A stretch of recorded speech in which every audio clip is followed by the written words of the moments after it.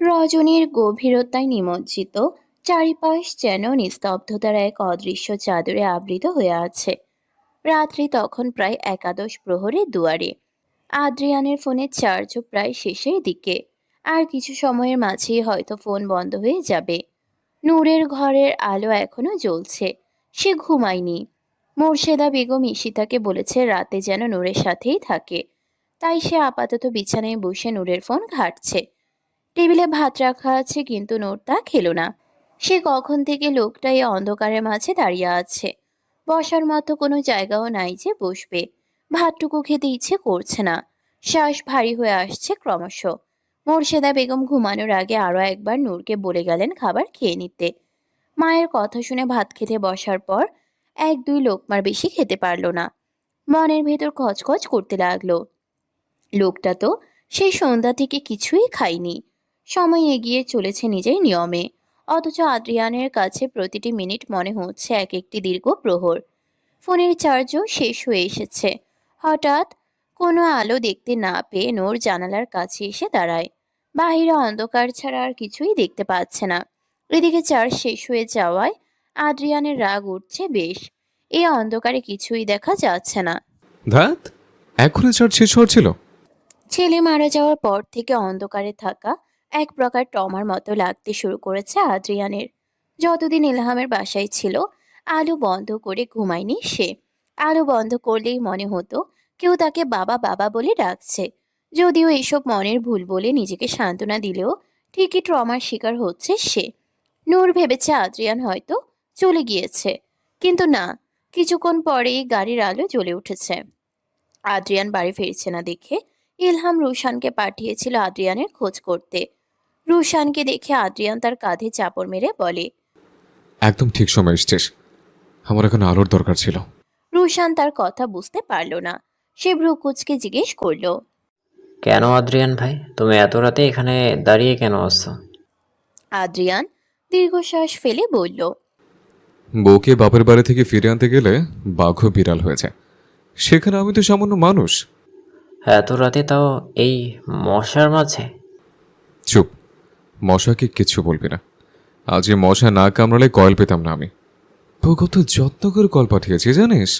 রুশান হতভম্ব হয়ে গেল তার কথায়। কি বলল ঠিক বুঝে উঠতে পারল না। সে কিছুক্ষণ আদ্রিয়ানের দিকে তাকিয়ে থেকে বলে উঠল, তুমি না ভাবিকে ডিভোর্স দিবে বলেছিলে, তাহলে আজ কেন? আদ্রিয়ান তার মুখ চেপে ধরল হাত দিয়ে। যা একটু আশা দেখেছিল নূরকে ফিরিয়ে আনার, এই ছেলে সেই আশাটুকুও জলে ভাসিয়ে দিবে। নূর যদি শুনে, তাহলে তাকে এই জায়গাটাতেও দাঁড়াতে দেবে না। সে রুশানের দিকে তাকিয়ে ফিসফিস করে বলল, মাফ কর ভাই, এই কথা মুখে অনিস না ভাই। তোর ভাবি যদি শুনে, আমার সংসারের সও টিকবে না আর।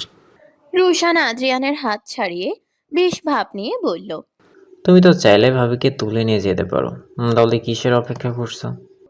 মন গড়ার অপেক্ষা করছি। জোর করে সব আদায় করা গেলেও ভালোবাসা আদায় করা যায় না। আদ্রিয়ান রুশানকে বিদায় দিয়ে নূরের জানালার দিকে তাকিয়ে দেখল নূর তার দিকেই তাকিয়ে আছে।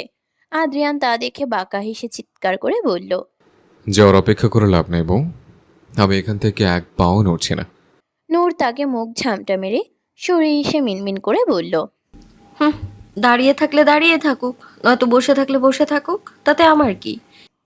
আদ্রিয়ান গাড়িতে হেলান দিয়ে তাকিয়ে রইল জানালার পানে। এখনো আলো বন্ধ হয়নি। তার মানে নূর জেগে আছে। ইদানিং ঘুম কম হওয়ায় আদ্রিয়ানের আজ চোখে ঘুম ধরা দিয়েছে। তবে সে ঠায় দাঁড়িয়ে রইল। রুশানের সাথে কথা বলে রুমে ঢুকলো ইলহাম। আদ্রিয়ানের জন্য প্রথম দিকে চিন্তা হলেও এখন রুশানের কাছ থেকে সবটা শুনে সে আর ফোন করলো না আদ্রিয়ানকে। এবার তাদের সংসার তারা সামলাক। কাল সবাই সাহা বাড়িতে চলে যাবে। সুরাইয়া সাহার ইচ্ছা নাতিদের জন্ম সাহা বাড়িতেই হবে। মায়ের কথা রাখতে ইলহাম সিদ্ধান্ত নিল তারা সবাই সাহা বাড়িতে চলে যাবে।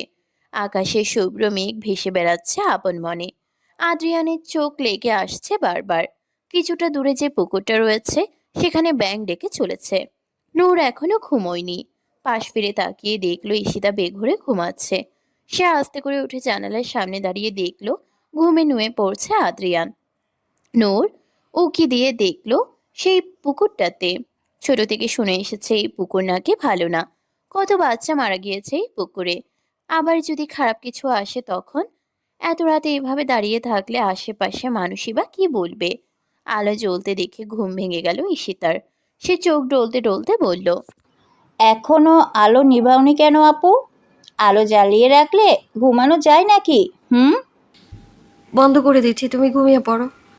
আলো নিভিয়ে দিতেই ঈশিতা আবারও কাঁথা মুড়ি দিয়ে ঘুমিয়ে পড়ল। যতই গরম পড়ুক না কেন, এই মেয়ের কাঁথা লাগবেই। নূরের ঘর থেকে আলো আসা বন্ধ হয়ে যেতেই আদ্রিয়ান দীর্ঘশ্বাস ফেলল। তার চোখও লেগে আসছে বারবার। রাতের শেষ প্রহর অতিক্রম করে নতুন দিগন্তের সূচনা হলো। পূর্বা আকাশে ফুটে উঠল সোনালি আভা।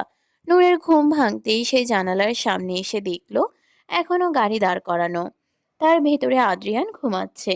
উস্কো খুস্কো চুলে এক প্রকার বখাটে লাগছে তাকে। নূর তা দেখে মিনমিন করে বলল, বখাটেকে বখাটে ছাড়া আর কি লাগবে? সে চুল খোপা করে চলে গেল রান্নাঘরে চা বসাতে। রান্নাঘরে যেতেই দেখতে পেল তার মা সবজি নাস্তা বানাচ্ছে। এ বাড়িতে আসার পর হাত ধুয়ে ভাত খাওয়া ছাড়া একটা কাজও করতে হয়নি তাকে। সূর্যের রোশনি চোখে পড়তেই আদ্রিয়ানের ঘুম ভেঙে যায়। ফোনে চার্জ না থাকায় সে সময়ও দেখতে পারেনি। নূরকে দেখতে না পেয়ে হতাশা ঘিরে ধরেছে তাকে। আপাতত অফিসের সময় হয়ে গিয়েছে বলে সে গাড়ি নিয়ে বেরিয়ে যায়। কাল রাতে রুশান গাড়ি নিয়ে আসায় তার খুব উপকার হয়েছে। ইলহাম জায়গা জমির কাজ নিয়ে আজকাল খুব একটা ফুসরত পায় না। আদ্রিয়ান তৈরি হয়ে এসে আর খেলো না। না খেয়ে বেরিয়ে গেল অফিসের কাজে। খাওয়া দাওয়া ঠিকঠাক ভাবে না করায় শরীরও দুর্বল হয়ে পড়ছে। এতদিন পর অফিসে যাওয়ায় কাজে তেমন একটা মন বসছে না। নূর ছাদে এসেছে। অনেকদিন পর ছাদে আসলো সে। তার লাগানো গাছগুলো শুকিয়ে কাঠ হয়ে গিয়েছে। গাছগুলো দেখে নূরের মনে পড়লো আদ্রিয়ানের ঘরের ব্যালকনির গাছগুলোর কথা। প্রতিদিন নিয়ম করে জল দিত সে। পেছন থেকে কারোর আওয়াজ শুনে নূর পেছন ফিরে তাকিয়ে দেখলো একটা মেয়ে দাঁড়িয়ে আছে। অবশ্য মেয়েটাকে দেখে নূর মুগ্ধ চোখে তাকিয়ে আছে। এত সুন্দর পুতুলের মতো মেয়ে সে আগে কখনো দেখেনি। দেখতে শুভ্র ফুলের ন্যায়। গাঢ় বাদামি বর্ণের চোখগুলো দূর থেকেই বোঝা যাচ্ছে। মেয়েটিকে সে আগে দেখেনি, আজকেই প্রথম দেখেছে। তুমি চেনো আমায়? নূরের কথায় মেয়েটি ফিক করে হেসে ফেলল। অতঃপর বলল, আমি তোমাকে সেই কবে থেকেই চিনি আপু। তোমার বরের সাথে রাগ করে যখন এখানে চলে এসেছিলে তখন থেকেই চিনি। তোমার বর কিন্তু খুব ভালো রাগ ভাঙাতে জানে। নূর খানিকটা লজ্জা পেল তার কথায়। মেয়েটি আবারও বলে উঠল, বরের সাথে আবারও ঝগড়া হয়েছে নাকি? কাল সারা রাত দেখলাম তোমার জানালা বরাবর দাঁড়িয়ে ছিল। খানিক থেমে আবারও বলল, আমার নাম ইনায়া। ইনায়া ইভরাত ইরা। খালার বাসায় থাকি। আসলে বাবা নতুন বিয়ে করেছে তো, তাই 7 মাস আগেই খালার বাসায় উঠেছি। এই পর্যন্ত নূর একটা কথাও বলেনি, চুপচাপ শুনেছে শুধু। নূরকে কথা বলতে না দেখে ইরা বলল, আমি একটু বেশিই কথা বলি, কিছু মনে করোনি তো? আমিও তোমার মতোই, মনে করার কিছুই নেই। তাহলে আমাকে তোমার ফ্রেন্ড বানাবে? নূর তার কথায় হেসে ফেলল। ইরার নাম ধরে কেউ ডেকে উঠতেই সে নূরের দিকে তাকিয়ে বলল, আমি যাই, খালামণি ডাকছে, আবার পরে আসবো। ইরা চলে যেতেই নূরও চলে গেল। ইরা এসে দেখল তার খালা ডলি বেগম পুঁইশাক রান্নার জন্য ডাকছেন তাকে। এতক্ষণ কোথায় ছিলি? সেই কখন রান্নার কথা বলেছিলাম, এখনো রান্না হয়নি কেন? করছি তো খালামণি, ছাদে কাপড় শুকোতে দিয়ে আসতে গিয়েছিলাম। রাসেল আজ আবারও এসেছিল। রাসেলের কথা শুনে ইরার মেজাজ খারাপ হয়ে গেল। সে মিনমিন করে বলল, অসহ্য, এত অপমান করার পরেও বেহায়ের মতো চলে আসবে এখানে। এমন করে বলছিস কেন? দেখতে শুনতে কত ভালো। ওই রিক্সাওয়ালাকে আমি বিয়ে করব না। ছেলেরা তোকে কত ভালোবাসে দেখেছিস? আর্থিক অবস্থা খারাপ হলেও তোকে সুখে রাখবে। ওর কথা ছাড়ো তো খালামণি। রান্না প্রায় শেষ হয়ে এসেছে ইরার। সে এক বাটি শাক নিয়ে বলল, এগুলো নূরকে দিয়ে আসছি। নে যা। পরক্ষণে কিছু একটা ভেবে সে সুন্দর করে তার হাঁটু সমান চুলগুলো বেনি করে মাথায় ওড়না দিয়ে নূরের বাড়ির সামনে আসতেই দেখতে পেল শাহানাবকে। এটাই তো চাচ্ছিল সে। মূলত শাহানাবের আশাতেই নূরের সাথে ভাব জমিয়েছে সে। দুদিন ধরে শাহানাবকে আড়াল থেকে নজর রাখছিল সে। হঠাৎ কারোর সাথে ধাক্কা খেতেই শাহানাবের মেজাজ গরম হয়ে যায়। একে তো সাদা শার্ট পরে এসেছে, তাতে আবার তরকারির দাগ লেগে গিয়েছে। চোখের সামনে ইরাকে দেখে সে বিরক্তিকর কণ্ঠে বলে উঠল, এই মেয়ে, দেখে চলতে পারো না? চোখগুলো কি হাতে নিয়ে ঘুরছো নাকি? শাহানাবের কথা শুনে ইরা অবাকের চরম পর্যায়ে পৌঁছে গেল। অন্য কেউ হলে তার রূপের প্রশংসা করত, এই ব্যক্তি কিনা তাকে ঝাড়ি মারছে। আপনি যেন খুব চোখ খুলে হাঁটছিলেন। আপনি দেখে চলতে পারেন না? এই মেয়ে, দোষ করে আবার পায়ে পা দিয়ে ঝগড়া করছো? ইচ্ছা করে ঠাটি একটা চড় দেই। কি এত বড় সাহস আপনার? ঠিক করে কথা বলো। আমি তোমার কত বড় তোমার ধারণা আছে? আর মুখে মাখো কি? এত চকচক করছে কেন? কোন ব্র্যান্ডের নাইট ক্রিম ইউজ করো তুমি? শাহানাবের কথায় আহাম্মকের মতো তাকিয়ে রইল ইরা। সে বুঝতে পারল না শাহানাব প্রশংসা করলো নাকি অপমান। যেভাবে চকচক করছে, রাতের বেলা কোনো বুড়ো মানুষ দেখলে নির্ঘাত স্ট্রোক করে বসবে। প্রথমবার কারোর উপর ক্রাশ খেয়েছে ইরা, কিন্তু প্রথম দিনেই ক্রাশের মুখে এত এত অপমান শুনে কথা বলার সাহস পেল না। শার্ট দাগ হয়ে যাওয়ায় শাহানাব আর পা বাড়ালো না নূরের বাড়ির দিকে। এই শার্ট দেখলে নূর হয়তো ভাববে তার জামা কাপড়ের অভাব চলছে। গোধূলির লাল আভা পশ্চিমা আকাশ জুড়ে ছড়িয়ে পড়ছে। সারাদিনের ব্যস্ততা শেষে আদ্রিয়ান অফিস থেকে বেরিয়ে নূরের বাড়ির পেছন দিকটায় এলো। সেই জানালার কাছে নূর প্রতিদিনের ন্যায় সেদিকে বসে বই পড়ছে। হুমায়ুন আহমেদের অপেক্ষা বইটা পড়া শুরু করেছে। আদ্রিয়ানকে সে খেয়ালই করেনি। আদ্রিয়ান এক পলকে তাকিয়ে আছে তার দিকে। সেই সকালে দুটো পাউরুটি খেয়েছে সে, এখনো পর্যন্ত কিছুই খায়নি তেমন। হঠাৎ জানালার দিকে চোখ পড়তেই দেখতে পেল আদ্রিয়ান দাঁড়িয়ে আছে। দুজনের চোখ একে অপরের দিকে পড়তেই নূর সরে গেল। আদ্রিয়ান আগের মতোই দাঁড়িয়ে আছে সেখানে। নূর তাকে দেখে মিনমিন করে বলল, এভাবে প্রতিদিন আমার বাড়ির সামনে দাঁড়িয়ে কি প্রমাণ করতে চান আপনি? একটা মানুষ কতক্ষণ দাঁড়িয়ে থাকতে পারে? কাল সারা রাত দাঁড়িয়ে থাকার পরেও আজ আবার চলে এসেছেন কেন? আপনি কি আমায় শান্তি দিবেন না, আদ্রিয়ান? কথাগুলো বলে দীর্ঘশ্বাস ফেলল সে। ঈশিতা এখনো আসেনি, কোচিং থেকে একেবারে ফিরবে সে। পেছনে কারোর উপস্থিতি টের পেতেই নূর পেছনে তাকিয়ে দেখলো সাইমা দাঁড়িয়ে আছে। সাইমাকে দেখে কিছুটা বিরক্ত হলো সে। সাইমা বেশি নাটকীয় ভঙ্গিতে তার কাছে এসে দাঁড়ালো। নূর অবশ্য তাকে খুব একটা পাত্তা দিল না। নূরকে কথা বলতে না দেখে সে নিজেই বলল, শুনলাম তোদের ডিভোর্স হচ্ছে। খুব তো বড় বড় কথা বলছিলি, সংসার তো 1 বছরও টিকাতে পারলি না। নূর তার দিকে না তাকিয়ে বিরক্তিকর কণ্ঠে বলে উঠল, আমি এইসব নিয়ে কথা বলতে চাইছি না, তুই এখন আসতে পারিস। সাইমা তার কথায় ভ্রুক্ষেপ না করে জানালার দিকে এগিয়ে এসে আদ্রিয়ানকে দেখতেই চোখ দুটো জ্বলজ্বল করে উঠল তার। হঠাৎ সাইমাকে দেখে আদ্রিয়ান ভ্রুকুচকে তাকালো, অতঃপর পেছনে ফিরে দাঁড়ালো। আদ্রিয়ানকে এমন ভাবে দাঁড়াতে দেখে নূর ফিক করে হেসে ফেলল। সাইমার মুখের দিকে তাকানো যাচ্ছে না। নূরকে হাসতে দেখে মেজাজ আরো খারাপ হয়ে গেল। সে কিছু না বলে বেরিয়ে গেল সেখান থেকে। নিজের ঘরে এসে বিছানায় বসে দু হাতে খামচে ধরল বিছানার চাদর। অতঃপর কিছু একটা ভেবে সে তাড়াতাড়ি ফোন নিয়ে কাউকে কল করে। মিনিট দুয়েকের মাঝেই ফোন রিসিভ করে শাহানাব। হঠাৎ অচেনা নাম্বার থেকে ফোন আসায় সে কিছুটা অবাক হয়। শাহানাব নূরকে ভালোবাসে তার সে অনেক আগে থেকেই জানে। তবে তার মাথায় আজ অন্যরকমের খেলা চলছে। শাহানাব ফোন ধরতেই সে বলে উঠল, নূরকে ভালোবাসেন? হঠাৎ এমন প্রশ্নে হকচকিয়ে যায় শাহানাব। কিছুক্ষণ চুপ থেকে বলল, হ্যাঁ, ভালোবাসি। কিন্তু আপনি কে? আমি কে চিনবেন না, তবে আপনি যদি নূরকে পেতে চান তাহলে আমি সাহায্য করতে পারি। বিনিময়ে নূরকে পাওয়ার জন্য সবকিছুই করতে পারে সে। কিন্তু শাহানাব তার কথায় কিছুটা অবাক হলো।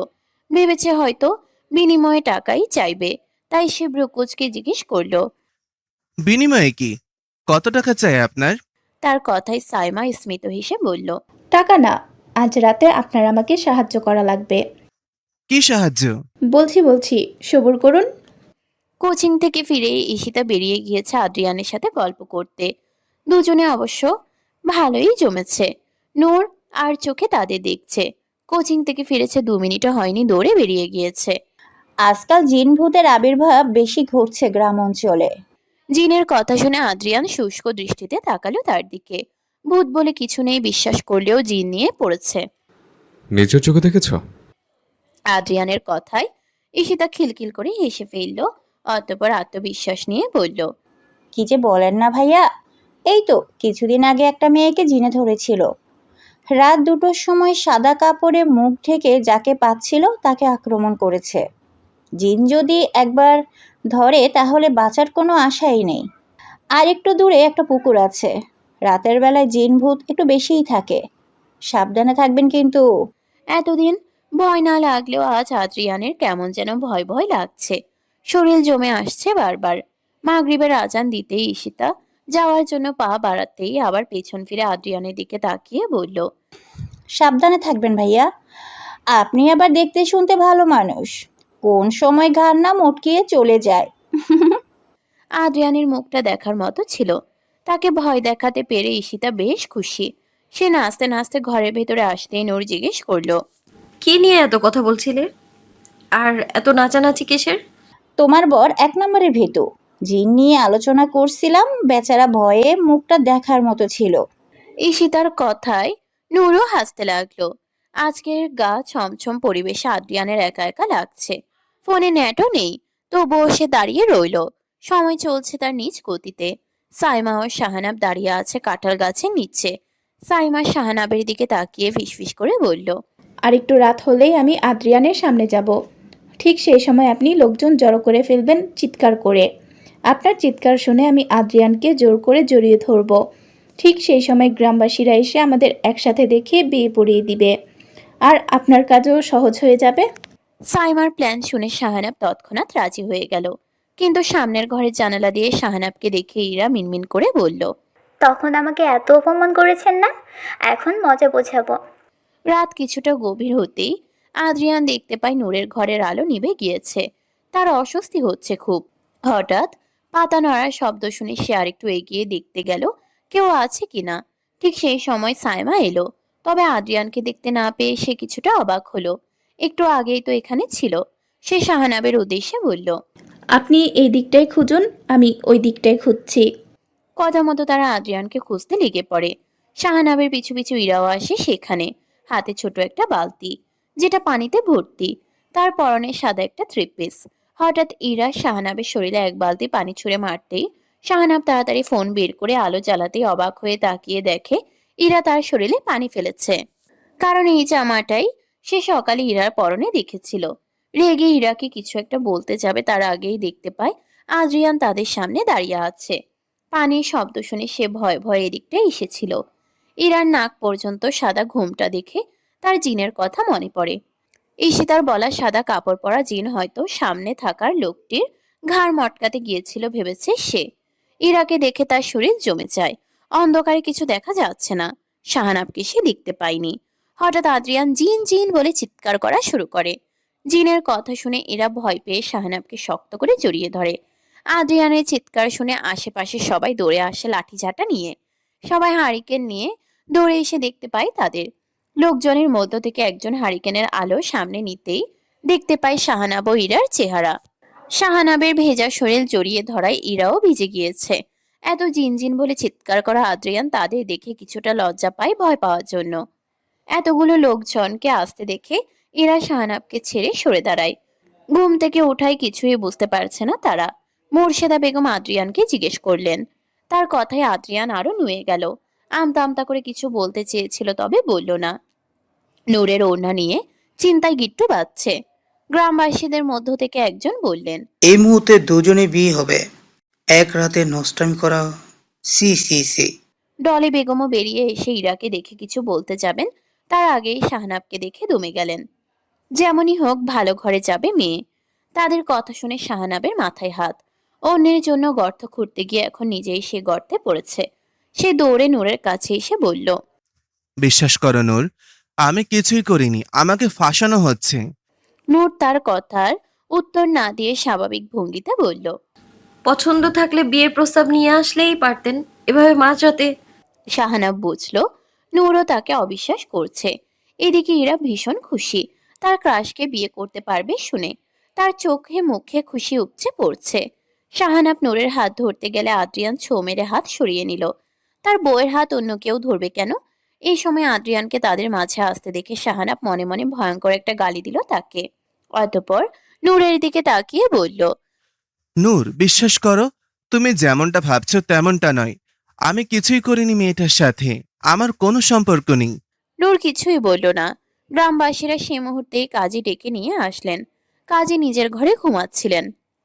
ঠিক সেই সময়ে তার ঘরের দরজায় কড়া নাড়ার শব্দ শুনে সে দরজা খুলে দেখলো 4-5 জন লোক এসে বলল বিয়ে পড়াতে যেতে। তা শুনে সে বিরক্তিকর কণ্ঠে বলল, এসব কোন ধরনের মানুষ কে জানে। রাতে একটু ঘুমোবো তা না, এদের রাতেই বিয়ে পড়ানোর জন্য খুঁচাখুচি করতে আসতে হবে। দিনে এরা ডিম পাড়ে এক একটা অপদার্থ কোথাকার। আমাকে এখন কাঁচা ঘুম থেকে উঠে যেতে হচ্ছে বিয়ে পড়াতে। ইরা খুবই ভদ্র মেয়ের মতো বসে আছে। শাহানাব বাংলার প্যাঁচার মতো মুখ করে বসে আছে। কাজী কবুল বলতে বলায় ইরা লজ্জা পাওয়ার ভান করে কবুল বলে দিলেও শাহানাবের মুখ থেকে কবুল শব্দ বের হলো না। এই মুহূর্তে তার মনে হচ্ছে দুনিয়ার সবচেয়ে কঠিন শব্দ হলো কবুল বলা। শাহানাবকে চুপ করে বসে থাকতে দেখে কাজী ধমক দিয়ে বলল, এই কবুল বলুন জলদি, মাঝরাতে বিয়ে পড়াতে নিয়ে এসেছে, এখন কবুল না বলে সতের মতো বসে রয়েছে যত সব। শাহানাব নূরের দিকে তাকাতেই সে দেখলো নূর নেই, তার মানে তারা চলে গিয়েছে। যেটুকু সুযোগ ছিল নূরকে পাওয়ার, সেটুকু সুযোগও ভেসে গেল পানিতে। এখন মনে মনে সে নিজেকে কয়েক ঘা থাপ্পড় লাগালো সাইমার কথায় সায় দেওয়ার জন্য। তখন যদি তার কথায় সায় না দিত তাহলে এইসব কিছুই হতো না। এখন অন্যের জন্য ফাঁদ পাততে গিয়ে সে নিজেই বউ নিয়ে বাড়ি যাবে। আদ্রিয়ান দাঁড়িয়ে দাঁড়িয়ে তামাশা দেখছে। তার অবশ্য খুশিই লাগছে। এতদিন তার বউকে নিয়ে কাড়াকাড়ি করতে এসেছিল, আর এখন নিজেই কট খেয়ে বিয়ে করছে। এখন মনের মাঝে কিছুটা না অনেকটাই শান্তি বিরাজ করছে। বিয়ে শেষে শাহানাব দীর্ঘশ্বাস ফেলে বাড়ির পথে রওনা দিল। ইরা একটা শব্দও করলো না, চুপচাপ তার সাথে চলতে লাগলো। শাহানাবের রাগে দুঃখে কথা আসছে না মুখ দিয়ে। চৌধুরী বেলার সামনে আসতেই ইরার চোখ ছানা পড়া। এত বড় বাড়ি সে কখনো দেখেনি। শাহানাব দরজা খুলতেই দেখতে পেল তার মা জেগে রয়েছে। অবশ্য এই সময়টাতে তিনি জেগেই থাকেন তাহাজ্জুদের নামাজ পড়ার জন্য। এত রাতে একটা মেয়েকে সাথে নিয়ে ফিরতে দেখে তিনি আকাশ থেকে পড়লেন। তিনি শাহানাবের কাছে এসে জিজ্ঞেস করলেন, মেয়েটাকে? শাহানাব অনেক কষ্টে বুকে পাথর চেপে বলল। বিয়ে করেছি মা। শামীমা চৌধুরী বাকরুদ্ধ হয়ে গেলেন ছেলের কথায়। মাঝরাতে এসব কি বলছে সে? কাজের মেয়ে মিথিলা দৌড়ে ইশতেহার চৌধুরীর ঘরে গিয়ে তাকে ডেকে বলল, খালু, ওঠেন, আপনার ছেলে শাহনাব বিয়ে করে বউ নিয়ে এসেছে। আচমকা এমন কথা শুনে তিনি হকচকিয়ে যান। ফোন হাতে নিয়ে দেখলেন 3:35 বাজে এখন। এত রাতে এসব কি বলছে মিথিলা? কি বলছো কি মিথিলা? মাথা ঠিক আছে তোমার? ঠিকই বলছি খালু, নিচে গিয়ে দেখুন, বউ নিয়ে দাঁড়িয়ে আছে শাহনাব। ইশতেহার চৌধুরী হন্তদন্ত হয়ে গেলেন নিচে।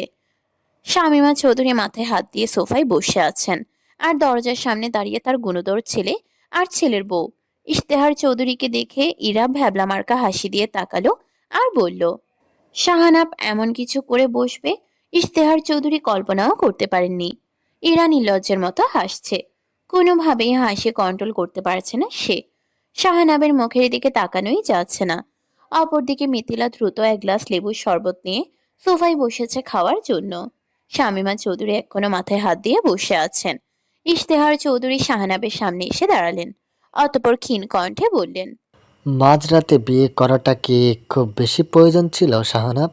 সকাল পর্যন্ত অপেক্ষা করতে আমরা না হয় বিয়ের প্রস্তাব নিয়ে যেতাম। আমাদের কি টাকা পয়সা কম ছিল যে এভাবে পালিয়ে বিয়ে করতে গেলে? লোকে শুনলে কি বলবে? শাহানাব স্থির হয়ে দাঁড়িয়ে আছে এখনো।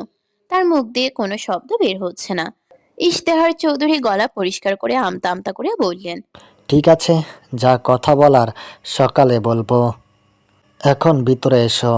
শাহানাবের দিকে না তাকিয়ে ইরা অতি উচ্ছ্বাস নিয়ে বাড়ির ভেতরে প্রবেশ করে। শাহানাব এখনো দাঁড়িয়ে আছে দেখে আবারও পিছিয়ে গিয়ে তার পাশে এসে দাঁড়ায়। ইরার কাণ্ড দেখে শাহানাব দাঁতে দাঁত খিচে মনে মনে বলে, একবার ভেতরে ঢুকে আবার আমার পাশে এসে দাঁড়ানোর মানে কি? এই মেয়ের জন্য আজ সব হয়েছে। মন চাচ্ছে মাথাটা ফাটিয়ে দিই। নিজেকে শান্ত করে শাহানাব নিজের ঘরের দিকে চলে যেতেই ইরাও তার পিছু পিছু সেই ঘরে গেল। ইশতেহার চৌধুরী শামীমা চৌধুরীকে বুঝিয়ে শুনিয়ে ঘরে নিয়ে গেলেন। ইরা এদিক ওদিক তাকিয়ে শাহানাবের পুরো ঘর পর্যবেক্ষণ করছে। শাহানাব একটি বারের জন্যেও ইরার দিকে ফিরে তাকালো না। আজ যা হয়েছে এসবের জন্য নিজের মাথায় দুটো বাড়ি দিতে মন চাইছে তার। আমি কোথায় ঘুমোবো? আমার মাথায়। কি বললেন? শাহানাব রাগান্বিত দৃষ্টিতে তার দিকে তাকিয়ে সোফায় শুয়ে পড়ে। শাহানাবকে বিছানায় শুতে না দেখে সোফায় শুতে দেখে ইরা তার কাছে এসে দাঁড়ায়। অতঃপর কোমরে হাত দিয়ে শাহানাবের দিকে তাকিয়ে জিজ্ঞেস করলো, বাংলা সিনেমা পেয়েছেন নাকি? বিছানায় না শুয়ে এখানে শুয়ে পড়লেন কেন? শাহানাব ব্রুকুচকে তাকালো তার দিকে। অতঃপর তার কথার জবাবে বলল, এই মেয়ে, এই মেয়ে কি? হ্যাঁ, আমার একটা নাম আছে, ইরা বলে ডাকবেন আমায়। আমার সাথে একদম লাগতে আসবে না বলে দিচ্ছি। আজকে তুমি যদি আমার ওপর পানি না ঢালতে তাহলে সব কিছুই হতো না। শাহানাবের কথায় ইরা ভাবলেশহীনভাবে উত্তর দিয়ে বলল, আল্লাহ যা করে ভালোর জন্যই করে। আর আপনি বা এত রাতে ওখানে গিয়ে কি করতে গিয়েছিলেন? ইরার প্রশ্নের উত্তর দিতে পারল না শাহানাব। তাই সে চুপ করে বসে রইল। তাতে তার কি? সে দিব্যে আরাম করে বিছানায় শুয়ে পড়েছে। শাহানাব ইরার দিকে তাকিয়ে দীর্ঘশ্বাস ফেলে শুয়ে পড়ল। ঘুম আসছে না তার। একটু পরেই সকাল হয়ে আসবে, অথচ চোখে তার ঘুম নেই। ঈশিতা খিলখিল করে হাসছে। এ হাসি আর থামার নয়। আদ্রিয়ান অন্যদিকে মুখ করে নখ কামড়াচ্ছে। ঈশিতা রীতিমতো তাকে ভেঙাচ্ছে। জিন জিন। আদ্রিয়ানকে নকল করে আবারও হাসতে লাগলো। আদ্রিয়ান লজ্জায় তার দিকে তাকাতে পারছে না। মূলত জানালার পাশে বসে ঈশিতা আদ্রিয়ানকে টর্চার করছে। আদ্রিয়ান মিনমিন করে বলল, এইভাবে অত্যাচার করার কি মানে আছে? মানুষকে ভয় পেতে পারে না? আমি কি ভয় পেয়েছি নাকি? শুধু একটু আধটু আর কি, তাই বলে এইভাবে লজ্জাদের মানে কি? নূর বিছানায় বসে ঈশিতার কাণ্ড কারখানা দেখছে। মেয়েটা কি ঘুমাবে না নাকি? সকাল তো হয়ে এসেছে প্রায়। নূর আরো একবার ঈশিতাকে ডাকলো। ঈশিতা, ঘুমোতে এসো। সে হেলে দুলে নূরের পাশে এসে বলল, এত বড় ছেলে আবার ভয় পায়? কি চিৎকারটাই না করেছিল! আমি তো ভেবেছিলাম সত্যি সত্যি জিন এসেছে।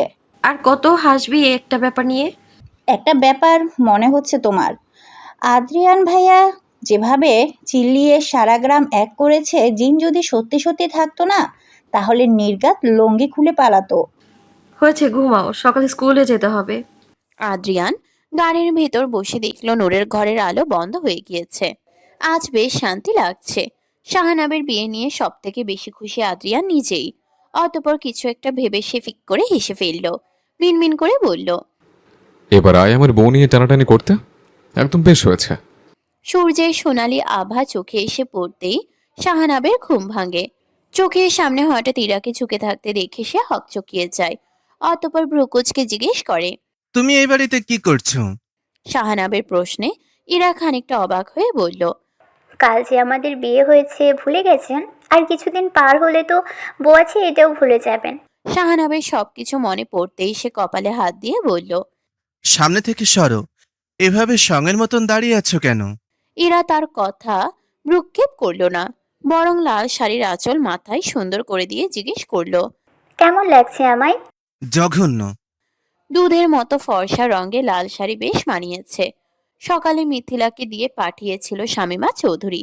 শাহানাবের কথায় মুখ ভেঙে এসে নিচে চলে গেল। ইরাকে দেখে শামীমা চৌধুরী মুচকে হাসলেন।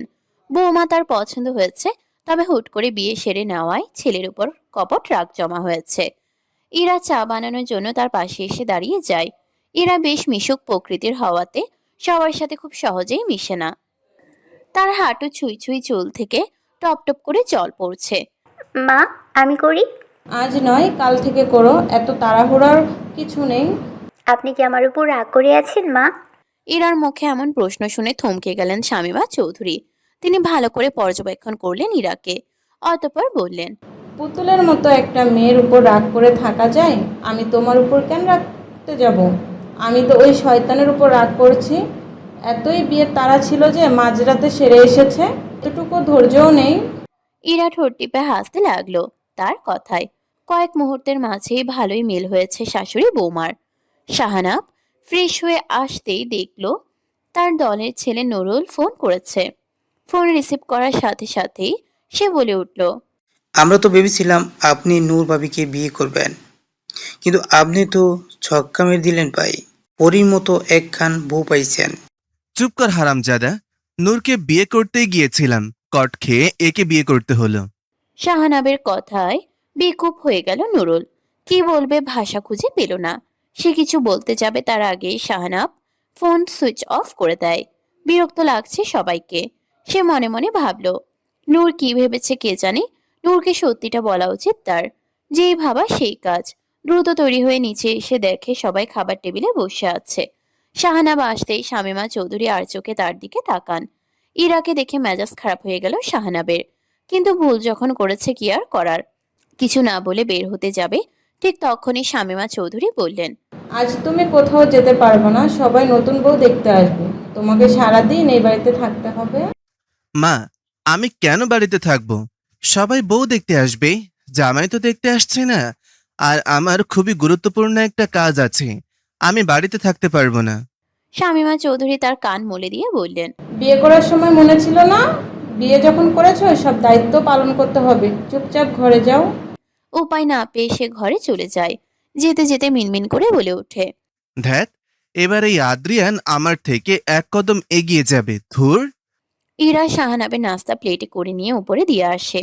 সে জানে শাহানাব তাকে এখনো মেনে নিতে পারছে না, তবে এতে তার আফসোস নেই। রাসেল রিকশা একপাশে রেখে ডলি বেগমের ঘরে ঢুকে। ডলি বেগমের চাচাতো ভাইয়ের ছেলে রাসেল। ছোটবেলায় বাপ মা মরে যাওয়ার পর রিকশা চালিয়ে নিজের খরচ নিজে চালায়। দেখতে শুনতে লাখে একজন সে। প্রতিদিনের মতো আজকেও ইরাকে ডাকতে ডাকতে তার ঘরে গিয়ে দেখে ইরা নেই। ইরাকে সে কবে থেকে ভালোবাসে রাসেল, কিন্তু ইরা রাসেলকে দু চোখে দেখতে পারে না। মূলত রিকশা চালায় বলেই ইরা তাকে পছন্দ করে না। আজ সদাই ভালো হওয়ায় মালিককে টাকা দেওয়ার পর বাকি টাকা দিয়ে 1 ডজন চুড়ি কিনে নিয়ে আসে ইরার জন্য। তবে ইরাকে দেখতে না পেয়ে ডলি বেগমের ঘরে গিয়ে দেখতে পায় তিনি একা বসে মাছ কাটছেন। পাশে ইরা নেই। রাসেলকে দেখে ডলি বেগম বললেন, কেমন আছিস রাসেল? কখন এলি বাবা? এই তো কিছুক্ষণ আগেই এসেছি। ইরা কোথায় ফুপু? রাসেলের কথায় তিনি থম মেরে বসে থাকেন। তাকে চুপ করে থাকতে দেখে রাসেলের মনে ভয়ভীতি জেগে ওঠে। সে বিচলিত হেসে বলে ওঠে, কোথাও বেড়াতে গেছে ফুপু? ইরার বিয়ে হয়ে গিয়েছে চৌধুরী সাহেবের ছেলের সাথে। ডলি বেগমের কথা শুনে রাসেল যেন কথা বলতে ভুলে গিয়েছে। এসব কি বলছে ফুপু? সে মনে মনে ভাবে ডলি বেগম হয়তো মজা করছেন, তাই সে কাপা কাপা গলায় বলল, তুমি মজা করতেছো ফুপু? ইরা পাখিরে আমি মেলা ভালোবাসি। সত্যি কইরা বলো ফুপু, ইরা কই গেছে? সত্যি কথাই বলছি, গতকাল রাতেই বিয়ে হয়ে গিয়েছে ইরার, এখন শ্বশুর বাড়িতে আছে সে। রাসেল ধপ করে বসে পড়ল মেঝেতে। সবকিছু কেমন যেন এলোমেলো লাগছে তার। অতঃপর হাত পা ছড়িয়ে কাঁদতে কাঁদতে বলল, তুমি আমার লগে এমনটা কেমনে করলা ফুপু? আমি তো বলছিলাম আমি ইরা পাখিরে বিয়া করুম। ডলি বেগম কিছু বলতে পারলেন না। অসহায় দৃষ্টিতে তাকিয়ে রইলেন তার দিকে। রাসেল মেঝে থেকে উঠে চোখ মুছে বলল, আমি নিয়ে আসুম ওরে, ওর সংসার হইব আমার লগে। আমার ইরা পাখিরে আমারে লইয়া আসুম। ডলি বেগম ভয় পেয়ে গেলেন। তার কবজা ধরে তিনি রাসেলকে থামাতে বললেন, রাসেল বাপ শোন, এমন করিস না। ইরাকে সাজিয়ে দিচ্ছে পার্লারের মেয়েরা। শামীমা চৌধুরী তাদের ডেকে এনেছেন কারণ আজ অনেক মানুষ তাদের দেখতে আসবে। বাড়ির বাইরে কারো চিৎকার চেঁচেমেচি শুনে সবাই ছুটে আসে। ইরাকে দেখে রাসেল তার হাত দুটো খপ করে ধরে বলল, আমি তোমারে নিতে আইছি ইরা, চলো আমার লগে। শাহানাব ততক্ষণে নিচে চলে এসেছে। ইরা ও রাসেলকে এই অবস্থায় দেখে সে কিছু বলল না, পরক্ষীণ দৃষ্টিতে তাকিয়ে রইল। সবাইকে তাকিয়ে থাকতে দেখে ইরা রাসেলের কাছ থেকে দূরে সরে গিয়ে বলে, আমি কোথাও যাব না। আমার স্বামী সংসার ছেড়ে আমি কেন ফিরে যাব? ইরার মুখে সংসার শব্দটা শুনে রাসেল জমে গেল মুহূর্তেই। সে তার কাপা কাপা হাত ইরার দিকে বাড়িয়ে দিয়ে বলল, তোমার জোর কইরা এইখানে থাকতে হইব না ইরা। আমি তোমারে লইয়া যামো, কেউ তোমারে কিছু কইব না। অনেক হয়েছে রাসেল ভাইয়া, আপনি প্লিজ এবার আমার জীবন থেকে সরে যান। আমি আমার স্বামী সংসার নিয়ে সুখে আছি। আমি কেন আপনার সাথে ফিরে যাব? কিসের জন্য ফিরে যাব? দয়া করে চলে যান এখান থেকে, আমাকে সংসার করতে দিন। ইরার কথায় রাসেল ভীষণ কষ্ট পেল। সে তো মন প্রাণ দিয়ে ভালোবেসেছিল, তাহলে কেন ইরা তাকে ভালোবাসলো না? অপরদিকে শাহানাপ এক পাশে দাঁড়িয়ে সবটা দেখছে। রাসেল কিছু বলার আগেই ইরা শামীমা বেগমকে বলল, চলুন মা, দেরি হয়ে যাচ্ছে। শামীমা চৌধুরী সহ বাকিরা সবাই ভেতরে চলে গিয়েছে। শুধু দাঁড়িয়ে আছে রাসেল ও শাহানাব। ছোট থেকে বাপ মা হারা রাসেল ভেবেছিল নিজের ভালোবাসাকে অন্তত পাবে, কিন্তু দারিদ্র্যের জীবন তাকে সবকিছু থেকে বঞ্চিত করেছে। রাসেল চলে যেতেই শাহানাবও ফিরে আসে। ইরা ভেবেছিল শাহানাব হয়তো রাসেলের ব্যাপার নিয়ে কিছু মনে করেছে, তবে সে শাহানাব একদম চুপচাপ নিজের কাজ করছিল যেন কিছুই হয়নি। ইলহাম সবাইকে নিয়ে আবারও সাহা বাড়িতে উঠেছে। আজ 6 জন হুজুরকে দাওয়াত দিয়ে ঘর পবিত্র করে তারপর পায়রাকে নিয়ে এসেছে। পায়রার আর বেশি দেরি নেই। তাই খুবই সতর্ক সে এই ব্যাপারে। অনেকদিন পর সাহা বাড়ির আঙ্গিনায় পা রাখতেই এক অদ্ভুত অনুভূতি কাজ করলো তার ভিতরে। বাড়িটা আগের মতোই আছে, অথচ কত কিছু বদলে গেছে এই কমাসে। আদ্রিয়ান সকালে এসেছিল অফিসে যাওয়ার জন্য তৈরি হতে। প্রতিদিন সকালে সময়টাতেই তাকে দেখা যায় বাড়িতে। সারাদিন কি খায় না খায় তা নিয়ে চিন্তায় রয়েছে ইলহাম। সবকিছু ঠিকঠাক করতে করতে সময় গড়িয়ে যায়। বাড়িটা আবার নতুন করে পরিষ্কার পরিচ্ছন্ন করা হয়েছে। এবার বাড়িতে তেমন কেউ না থাকায় সব তদারকি করেছে ইলহাম। কাজের মাঝে কখন যে সময় পেরিয়ে গিয়েছে তার খেয়াল নেই। ফারজানাকে আবারও কাজে রাখা হয়েছে। পায়রার খিচুড়ি খাওয়ার ইচ্ছা হওয়ায় সে খিচুড়ি বসিয়েছে। নূরকে ছাড়া একদম খালি খালি লাগছে ফারজানার। কত শত স্মৃতি নূরের সাথে। বিকেল গড়িয়ে সন্ধ্যা হওয়ার উপক্রম। আজকের আবহাওয়া খুব একটা ভালো না। কালো মেঘে ছেয়ে গিয়েছে নীলিমা। আজ তেমন একটা খোঁজ খবর নেওয়া হয়নি আদ্রিয়ানের। তাই সে আদ্রিয়ানের ফোনে কল দিল। দেওয়ার 2 মিনিট পরেই কল রিসিভ হয়। আদ্রিয়ান অফিস শেষ করে বেরিয়ে যাবে, ঠিক সেই সময়ই ইলহামের ফোন আসে। সে ভাবলো হয়তো কিছু হয়েছে। হ্যালো চাচু। কোথায় তুই? অফিস থেকে ফিরছে। কিছু হয়েছে? রাতে খেয়ে যাস, সময় মতো চলে আসবি। ঠিক আছে, আমি এখন বের হব। আদ্রিয়ান বের হতেই দেখতে পায় রুশান অফিসের বাইরে মেইন গেটের সামনে দাঁড়িয়ে আছে। তাকে দেখতে পেয়ে আদ্রিয়ান তার কাছে এগিয়ে এসে বলে, তুই এখানে কি করছিস? রুশান মাথা চুলকে লজ্জা মিশ্রিত ভঙ্গিতে বলে উঠল, অনেকদিন আড্ডা দেওয়া হয় না আদ্রিয়ান ভাই, তাই এসেছিলাম। যেহেতু আজ শুক্রবার, আদ্রিয়ানও মনে মনে ভাবে আড্ডা দেওয়ার পরেই নূরের কাছে যাবে। তাহলে চল, একেবারে আড্ডা দিয়ে তবেই ফিরবো। রুশান ও আদ্রিয়ান দুজনেই পুরনো একটা মাঠের সামনে এসেছে। প্রায় সময় তারা এখানেই আসে। আদ্রিয়ান ঘাসের উপর বসেছে। রুশান কিছুক্ষণ চুপ থেকে অতঃপর বলল, ভাবিকে ভালোবেসে ফেলেছ, তাই না ভাই? রুশানের প্রশ্নে সে স্মিত হেসে সামনের দিকে তাকালো। সূর্য অস্ত যাচ্ছে। আদ্রিয়ান সেদিকে পলকহীন দৃষ্টিতে তাকিয়ে রইল। রুশান তার জবাবের অপেক্ষা করছে। কিছু সময় পর আদ্রিয়ান বলে উঠল, আমি তাকে যতটা ভালোবাসি তার চেয়ে বেশি সে আমাকে ঘৃণা করে। রুশান দীর্ঘশ্বাস ফেলে হুট করে ব্যঙ্গাত্ম স্বরে বলে উঠল, একসময় যাকে ডিভোর্স দেওয়ার জন্য উঠে পড়ে লেগেছিলে, আজ তাকে ফিরিয়ে আনার জন্য কত শত চেষ্টা। ভালোবাসা বলে কয়ে আসে না আদ্রিয়ান শাহ, বলে কয়ে আসে না। আদ্রিয়ান ঢের বুঝতে পারছে। সে আর চোখে তাকাতেই আদ্রিয়ান জুতা হাতে নেয় তাকে মারার জন্য। বিপদ সংকেত বুঝতে পেরে রুশান ছুট লাগায় সামনের দিকে। তার পেছন পেছন আদ্রিয়ানও ছুটে যায়। দিন শেষ হয়ে যাবে, কিন্তু তোর ভ্যাঙ্গানো শেষ হবে না। দাঁড়া, মজা দেখাচ্ছি তোকে। রুশান দৌড়াতে দৌড়াতে তার কথার জবাবে বলল, দৌড়ানোর উপর আছি ভাই, দাঁড়াতে পারবো না। তবে রে। দুজনেই হাঁপিয়ে গেল দৌড়াতে দৌড়াতে। এক পর্যায়ে থেমে যায় রুশান। আদ্রিয়ান তার পিঠে একটা বাড়ি দিয়ে তবেই শান্ত হয়। হাঁপাতে হাঁপাতে দুজনেই হেসে ফেলে। জানালার ধারে বসে আছে নূর। প্রতিদিন সন্ধ্যা 6টার আগে আদ্রিয়ানকে দেখা যায় নির্লজ্জের মতো তাকিয়ে আছে। তবে আজ দেখতে না পেয়ে কেমন যেন অস্থিরতা অনুভব করছে সে। ঈশিতা কোচিং থেকে ফিরেছে সবে মাত্র। এসেই জানালার কাছে আদ্রিয়ানকে দেখতে না পেয়ে বলল, ভাইয়া কখন আসবে আপু?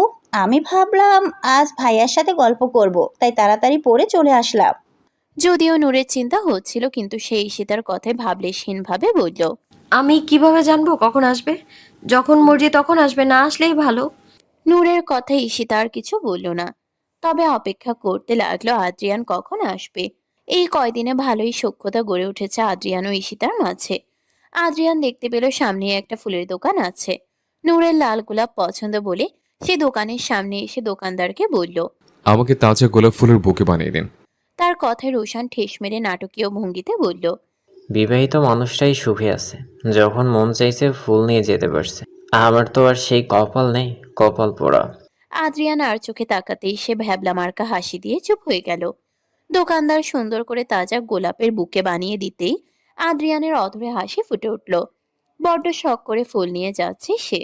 আদ্রিয়ান বুকেটা নেড়েচেড়ে দেখে মনে মনে ভাবল, ফুলগুলো দেখতে পেয়ে নূর নিশ্চয়ই খুশি হবে। দোকানদারকে 500 টাকার নোট দিয়ে চলে আসতে নিলে দোকানদার তার পিছু রেখে বলে ওঠে, ও ভাই, আপনার বাকি টাকা ফেরত নিয়ে যান। ওটা আপনি রেখে দেন। আদ্রিয়ান চেয়েছিল রুশানকে বাড়ি পৌঁছে দিতে, কিন্তু রুশানের কাজ থাকায় সে অটো করেই চলে যায়।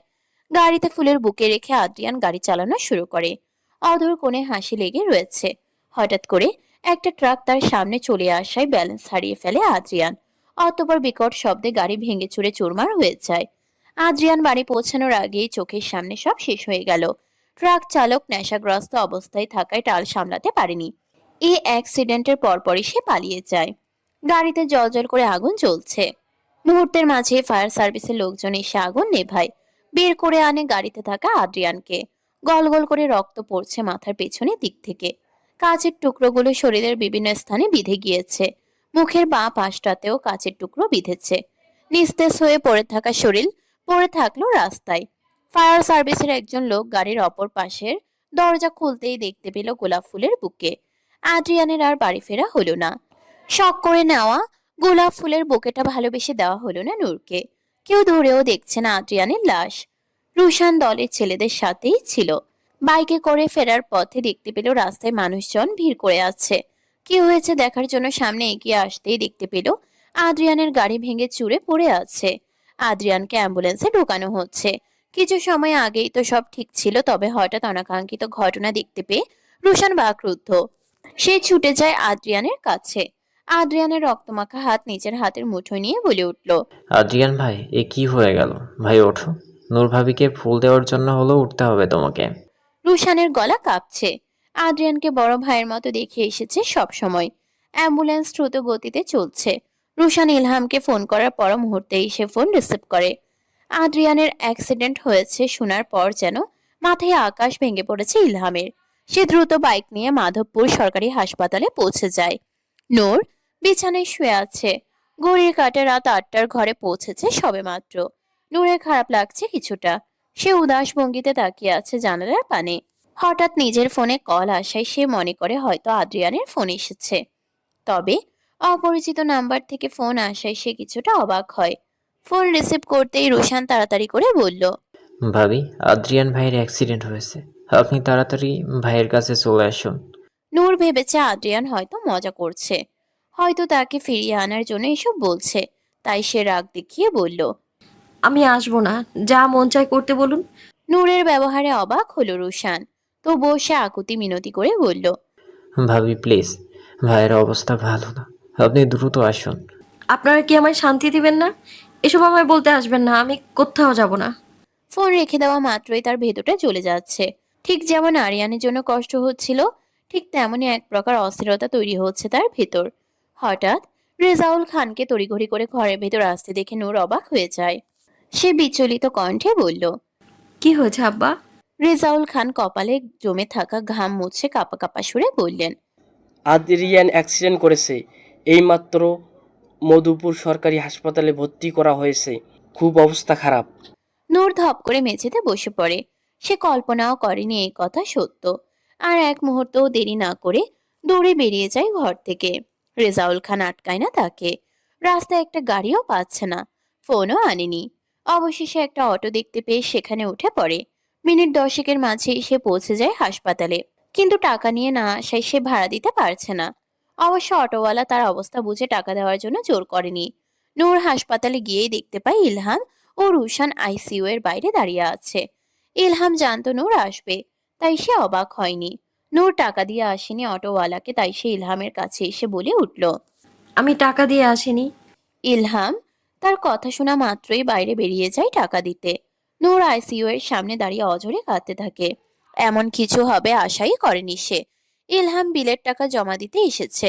নূরের বুকের ভেতর জমে থাকা সব রাগ অভিমান যেন এক নিমিষেই ভেঙে চুরমার হয়ে গিয়েছে।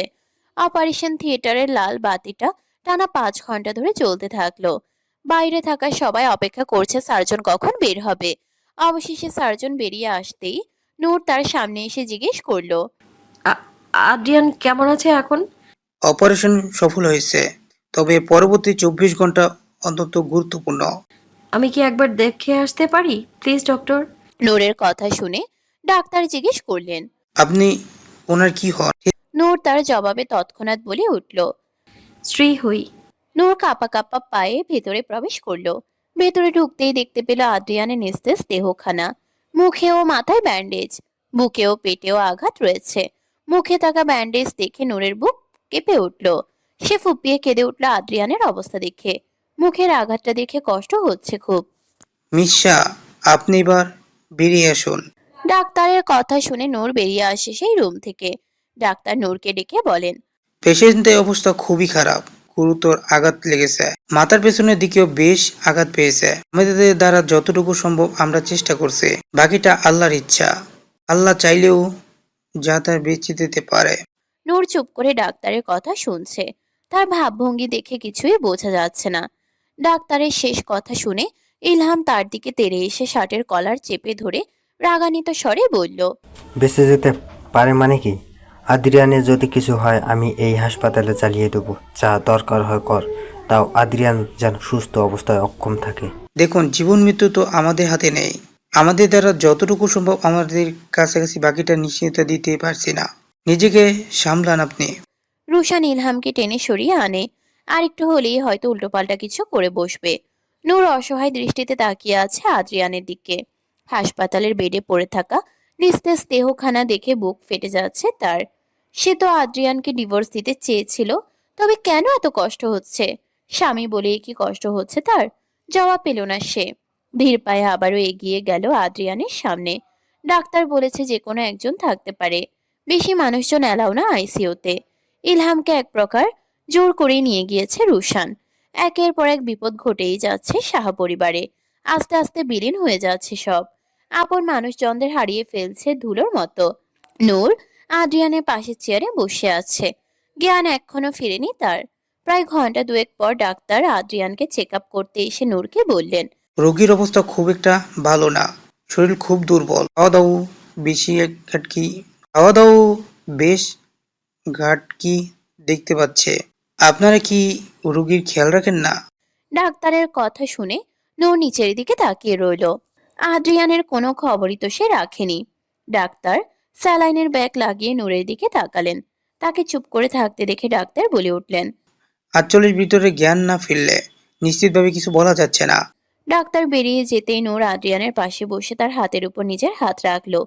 চোখ থেকে দুফোঁটা জল গড়িয়ে পড়তেই সে তড়িঘড়ি করে মুছে নিল। আদ্রিয়ানের শুষ্ক চেহারার দিকে তাকিয়ে থাকতে পারল না বেশিক্ষণ। শ্যামবর্ণের চেহারাটা ফিকে হয়ে এসেছে। নূর সেই চেহারার দিকে তাকিয়ে বলল, এই আদ্রিয়ান উঠুন, আপনার সাথে আমার অনেক হিসেব নিকাশ বাকি। এবারে সব মাঝপথে ফেলে চলে যেতে পারেন না। এই জন্মেই আপনাকে সব শোধ করে যেতে হবে, শুনছেন আপনি? নূরের একটি কথাও কানে গেল না আদ্রিয়ানের। আগের ন্যায় নিস্তেজ সরে নিয়ে শুয়ে আছে সে। মুর্শিদা বেগম ও রেজাউল খানও হাসপাতালে এসেছেন আদ্রিয়ানকে দেখতে। অবশ্য তাদের সাথে সাইমাও এসেছে। নূর বেরিয়ে এসে দেখলো তার মা বাবা এসেছে, কিন্তু তাদের সাথে সাইমাকে দেখে বেশ বিরক্ত হলো সে। কিন্তু এই মুহূর্তে কিছুই বলল না। সাইমা নূরের কাছে এসে বলল, আদ্রিয়ান ভাইয়া কোথায়? কোন রুমে আছে? খুব চিন্তা হচ্ছে বোধ হয় তোর। তোর চিন্তা না হলেও আমার খুব চিন্তা হচ্ছে নূর। সাইমার কথায় নূর তাচ্ছিল হেসে বলল, কেন এত চিন্তা হচ্ছে তোর? বিয়ে করা বর তো নয়, তাহলে এত চিন্তার কারণটা কি? নূরের ঠেস বুঝতে পেরে সাইমা দাঁতে দাঁত খিচে নিচু স্বরে বলল, খুব শীঘ্রই হবে। তুই এখানে কি করছিস? প্রাক্তন স্বামীর প্রতি এত ভালোবাসা? নূর তার সাথে কথা বাড়ানোর প্রয়োজন বোধ করল না। মুর্শেদা বেগম এগিয়ে আসতে নূর তাকে জড়িয়ে ধরে। তিনি আইসিইউর রুমেশ বাহির থেকে আদ্রিয়ানের অবস্থা দেখে শিউরে উঠলেন। অতঃপর নূরকে উদ্দেশ্য করে বলে উঠলেন, সারাদিন তো কিছুই খাসনি, বাড়ি ফিরে যাবি? না আম্মু, তোমরা চলে যাও। তারাও নূরকে আর জোর করল না। তার মানসিক অবস্থা এমনিতেই ঠিক নেই, তার উপর আদ্রিয়ানের অ্যাক্সিডেন্ট। তাই আর বেশি কিছু না বলে চলে গেলেন। সাইমা অবশ্য যেতে চায়নি, কিন্তু বাধ্য হয়ে যেতে হলো তাকে। নূর ফিরে এলো সেই রুমের ভেতরে। আদ্রিয়ানের কেউ নেই যে তাকে সেবা যত্ন করবে। এ অবস্থায় কি করে ফেলে যাবে তাকে সে? রাহেলা সাহা বেঁচে নেই ছেলের খেয়াল রাখার জন্য। তাহলে এই দুনিয়ায় আর কে আছে তার যত্ন নেওয়ার জন্য? আদ্রিয়ানের পাশে এসে বসলো সে। তার কোনো নড়চড় নেই। সময় চলছে নিজ গতিতে। মধ্যরাতে আদ্রিয়ানের আঙ্গুল নড়ে উঠল। নূর তখনও ঘুমায়নি। সে চেয়ারে হেলান দিয়ে বসে চোখ বুঝেছিল। ট্রাকের সাথে ধাক্কার পর আর কিছু মনে নেই আদ্রিয়ানের।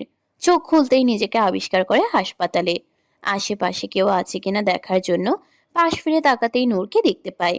সে ভেবেছে নূর হয়তো ঘুমিয়ে গিয়েছে। পানির তেষ্টা পেয়েছে খুব। পাশের টেবিল থেকে পানি নেওয়ার জন্য হাত বাড়াতেই রগে টান পড়ে তার। ব্যথায় চোখ মুখ কুঁচকে ফেলে সে।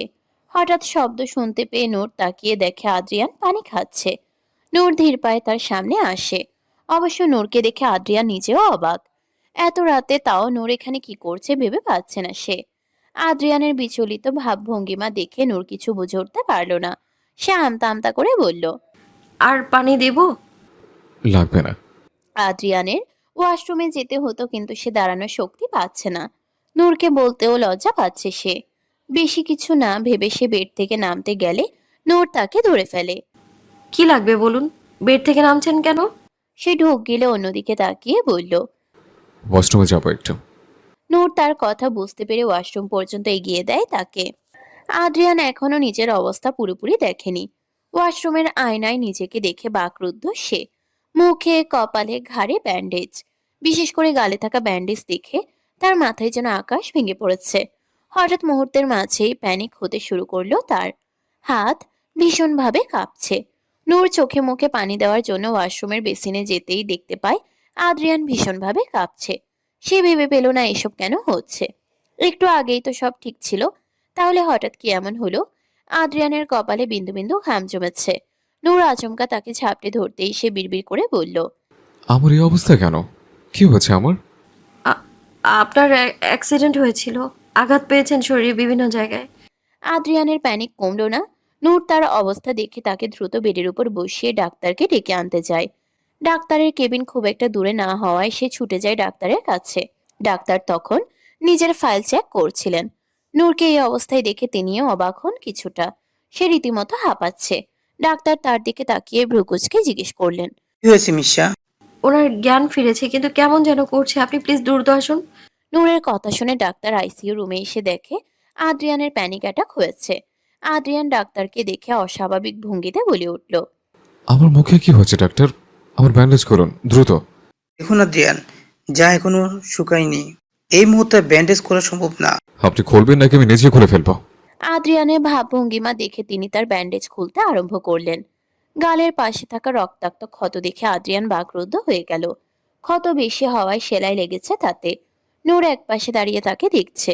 আদ্রিয়ান একদম শান্ত হয়ে গিয়েছে ক্ষত দেখার পর। শান্ত দৃষ্টিতে তাকিয়ে আছে গভীর ক্ষতর দিকে। ডাক্তার তাকে শান্ত হতে দেখে বললেন, আপনি ঠিক আছেন আদ্রিয়ান? আদ্রিয়ানের মুখ থেকে একটা শব্দও বের হলো না। সে চুপচাপ বসে রইল। হঠাৎ কোনো কথা না বলে বেডে শুয়ে পড়ল। ডাক্তার চলে যেতেই নূর চেয়ার নিয়ে দূরে সরে বসলো। আদ্রিয়ান আগের ন্যায় চুপচাপ শুয়ে আছে। নূর কিছু সময় চুপ থেকে পরবর্তীতে ধীর গলায় বলল, কিছু খাবেন? একটা ফল কেটে দিব? আদ্রিয়ান জবাব দিল না। অতঃপর বলে উঠল, আমাকে বিশ্রী লাগছে, তাই না নূর? নূর থমকে গেল তার কথায়। হাতের আপেলটা কাটতে কাটতে উত্তর দিল, বিশ্রী লাগবে কেন? আপনি সুস্থ আছেন, এই তো অনেক। যখন ট্রাক হঠাৎ করে আমার সামনে এলো, আমি এক মুহূর্তের জন্য ভেবেছিলাম হয়তো বাঁচব না আর। কিন্তু ভাগ্যের জোরে বেঁচে গেলেও এই ক্ষত আমার জীবন অভিশাপ স্বরূপ। আমাকে দেখতে খারাপ লাগছে, তাই না? সত্যি করে বলবে নূর? আমি সত্যি বলছি, আপনি শান্ত হন। আদ্রিয়ান চুপ করে গেল নূরের কথায়। মনে মনে বলল, আমি চাই না আমার জন্য তোমার জীবন নষ্ট হোক। কাল তোমার প্রাপ্য তোমায় মিটিয়ে দেব। শাহানাবের গলা দিয়ে কিছু নামছে না। চোখেও ঘুম নেই। তার বোকামির জন্য সে নূরকে হারিয়েছে। আদ্রিয়ানের অ্যাক্সিডেন্টের কথা শুনে সে আরো চিন্তায় আছে। এই সুযোগে আদ্রিয়ান যদি নূরকে আবারও নিজের কাছে ফিরিয়ে আনে। আজ যেতে চেয়েছিল, কিন্তু শামীমা চৌধুরীর জন্য যেতে পারেনি। তাই সে ভাবলো সকালে হাসপাতালে যাবে সেখানকার কি অবস্থা দেখার জন্য। ইরার কোনো চিন্তা নেই। সে সবার সাথে মিলেমিশে বেশ আছে। ইতিমধ্যে ইস্তেহার চৌধুরীও ইরাকে আগলে নিয়েছে নিজের মেয়ের মতো। সে আপাতত কাঁথা মুড়ি দিয়ে ঘুমোচ্ছে, কিন্তু শাহানা পায়চারি করছে তখন থেকে। ইরাকে দেখলেই রাগ তরতর করে বাড়ছে। ইরার দিকে তাকিয়ে মিনমিন করে বলল, খাল কেটে কুমির এনেছি, এখন ফেলেও দিতে পারছি না, রেখেও দিতে পারছি না। চুপচাপ করলা ভাজির মতন সহ্য করে যেতে হচ্ছে।